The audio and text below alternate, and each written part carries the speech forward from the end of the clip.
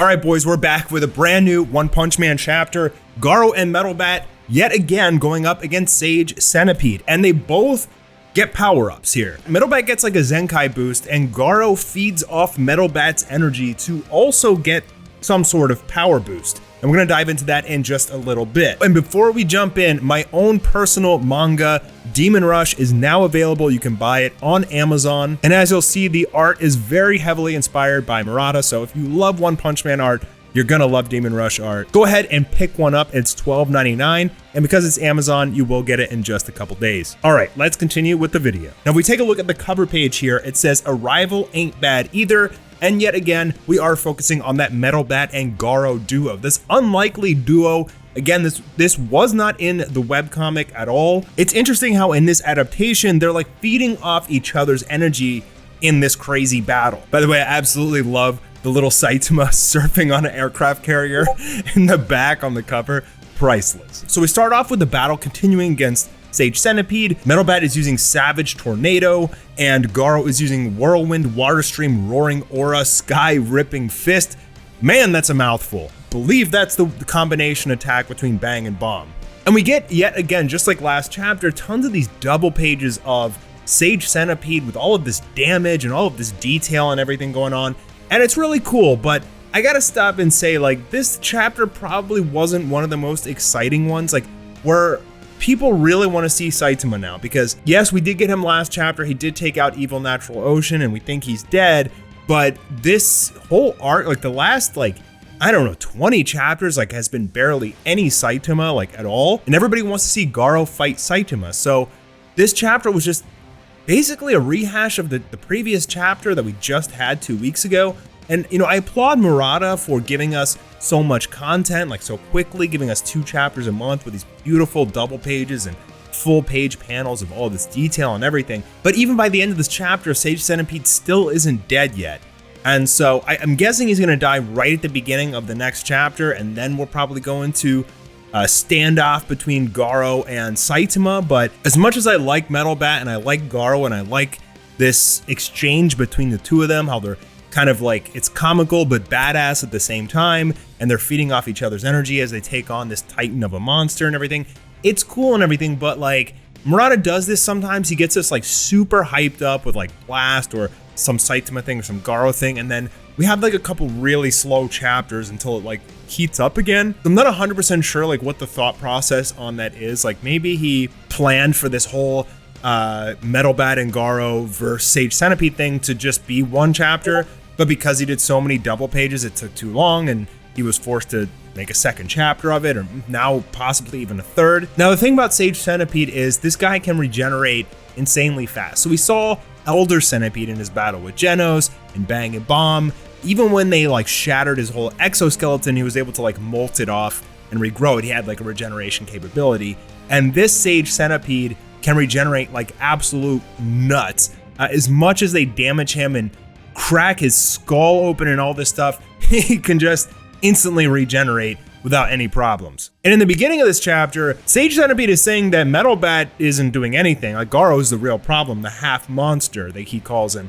But by the end of the chapter, because of Metal Bat's fighting spirit, which is his special ability, which is basically like, the more damage he takes, the more riled up he gets, the stronger he gets to a point where he's able to actually start hurting Sage Centipede. So he's kind of like Goku in a sense. You know, he's getting a Zenkai boost. The deeper he goes in the battle, the stronger he's gonna get. He's gonna pull out more and more power. The more damage you do to this guy, the stronger he gets. He's just a living Zenkai boost. Like, that's basically what his power is. Now, there's this whole exchange where Sage Centipede is still going after the helicopter with the heroes and the innocents on it and the children. And it becomes this battle where Sage Centipede is using the helicopter pretty much like as a hostage situation in order to force Garou and Metal Bat into a bad position so that he can take advantage of the battle. And this guy has 6,666 legs working together, and they're not even really legs, they're like these giant fists.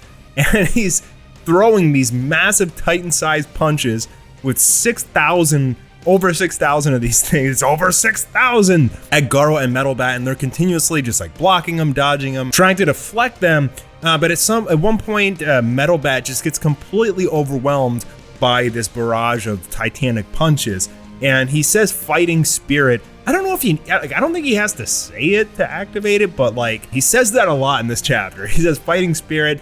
He's getting blown away by this barrage of 6,666 giant insect punches. And by the time he gets back up and his shirt's blown off, he is crazy powered up. Now, Garo even gets grabbed at one point. You can see the size and the scale of each one of these arms of Sage Centipede. Garo's just like a little dot in his fist.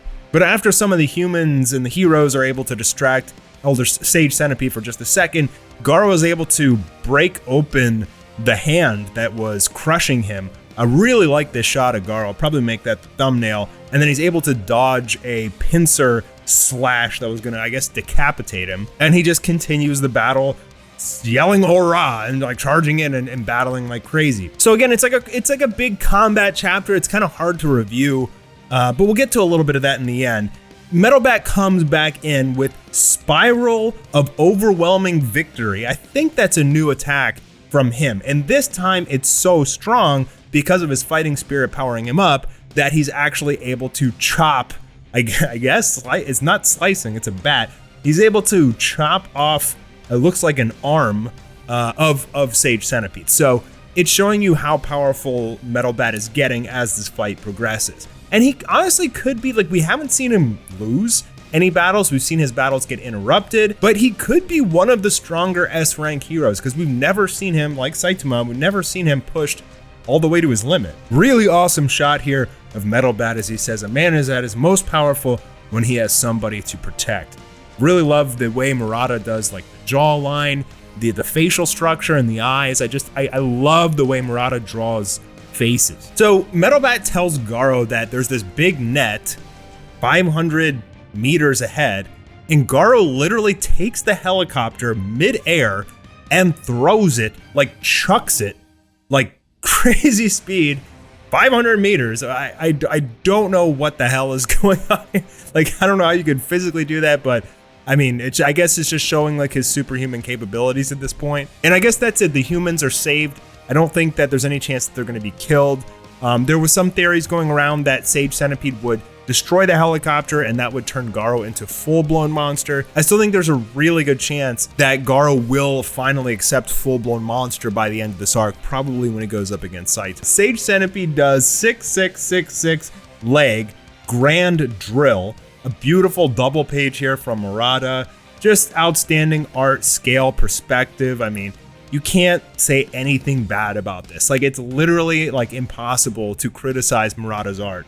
I don't think. I think the only thing you could say to criticize Murata's art is some panels are just the most breathtaking thing you've ever seen, and some like tiny panels are not very, like, they look like they're kind of rushed. But like, that's completely understandable. Like, that's not even criticism. Like, you can't draw every page being a full-blown, crazy detailed double page in like 12K resolution. Like, you can't do that. So on this page, Garo is using Whirlwind Water Stream, and I feel like that he's kind of regressing, like in terms of like martial arts. Like, he has Godslayer Fist, he used the Aurora Sky Rippling Fist or whatever previously in this chapter, and now he's going back down to Water Stream. So like, why is he downgrading his martial arts? I don't know. He has Godslayer Fist, like that's all he really needs.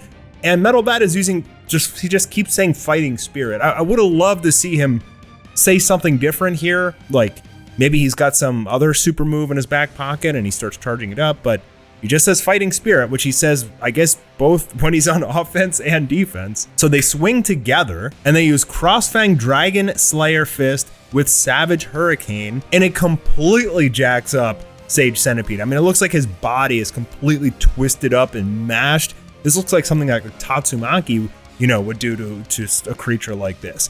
And he can't believe the coordination of a monster and a hero to have this kind of strength together. And so we get this like narration. I guess this is one talking.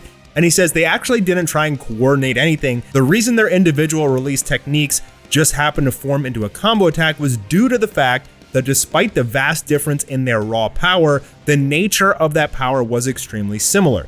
Resonance and amplification, as if Garo was lifting Metal Bat up and Metal Bat's destructive power exhibited an explosive increase. And then here we see Metal Bat actually is able to shatter Sage Centipede's exoskeleton, he's gotten so powerful throughout this fight. And because of that resonance, Garo's power 2 increased. And it's at this point that Garo just straight up flies through the center of Sage Centipede and rips out, I thought it was his heart, but it's actually like he needs it to regenerate. It's something similar to what Orochi had, apparently. Maybe I'm missing something here. Garo's desire to get stronger and Metal Bat just gets stronger, like the more he fights. They're like feeding off each other and getting stronger because of it, I guess. I mean, that's how I interpret it. And with that, Garo just takes this giant regeneration heart out of Sage Centipede and he just throws it up in the sky like a freaking baseball. And that's basically the end of the chapter. Is both Garo and Sage Centipede are flying up into the sky after this heart. And I'm guessing here Garo's going to unleash some crazy attack and just execute Sage Centipede. Meanwhile, Metal Bat is done. He just got smacked and he said, "You better win, you piece of shit. We'll have to take a rain check on our final battle." So I wonder if Metal Bat like keeps his power boost that he gets throughout these battles, or it raises his limits of how much potential they can get in a battle, or how exactly that works. I'm not 100% sure, but I mean, he showed that he has some crazy capabilities. He started off the battle, he wasn't able to touch Sage Centipede, he wasn't able to hurt him at all. And then by the end of the chapter, he was able to shatter his exoskeleton. So it should say something about, his resilience, his ability to gain strength, but obviously Garo is the most superior fighter. We've seen him take out Flashy Flash, Platinum S, Vomited for Her Ugly, and all these other characters. So it's just showing us that throughout this arc that like Garo is just number one, like with the exception of Saitama. But Tatsumaki's out. I feel like Tatsumaki would just crush Garo. Like I don't think that he could fend off her psychic powers. And we haven't seen Blast's full capabilities yet, but pretty sure Blast could take out Garo with ease, and so could Saitama. So I'd say Garo's probably like number 4 in the One Punch Man universe. Oh, well, then if you have God, I guess he's like number 5 then. Anyways, it was a fun chapter. It wasn't like one of the best. We didn't really get too much information. It was a combat chapter, a lot of the same stuff that we saw in the last one, but I mean, I'm always just absolutely in love with everything Murata does, and I'll see you guys soon. I actually have a really fun, 2 new fun videos. One of them, Murata does Spider-Man. So he's a huge Marvel fan. He did a whole bunch of Spider-Man pictures that are like out of this world, like just crazy perspective shots on top of buildings with crazy angles and stuff you'll see. And then he also did a Street Fighter 2 manga, which is amazing. And so I'm going to make a video on that as well. So make sure you guys subscribe, leave a thumbs up, and I'll see you soon for the next video.